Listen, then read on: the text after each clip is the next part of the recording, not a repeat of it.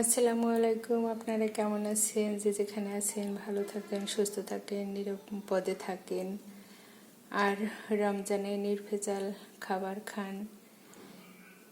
এগুলো হচ্ছে আমার বাবলির ছাদ বাগানের লাগানো টমেটো। বাবলি তো টমেটো লাগাবে না, কারণ টমেটো সিজনাল, টমেটোতে অনেক দাম কম থাকে। কিন্তু আমি বললাম না, তুমি টমেটো লাগাও। সে টমেটো বাজার থেকে এমন টমেটো চারা এনেছিল, একদম আঙুলের মতো।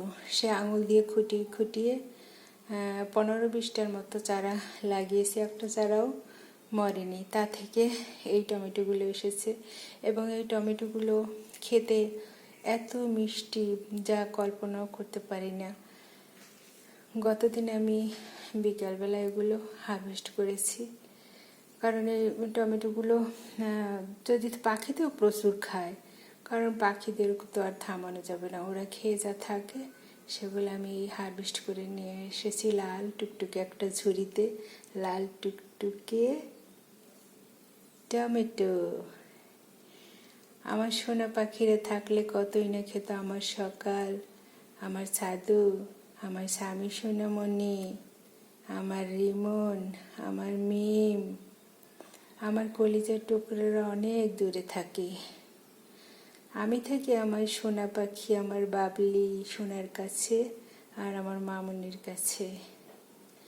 আমি টুকটাক রান্না করতে খুব পছন্দ করি, কিন্তু সবসময় তো আর রান্নার ভিডিও আমি করতে পারি না, কারণ মায়ের রান্না এত সাধারণ, এত সাধারণ।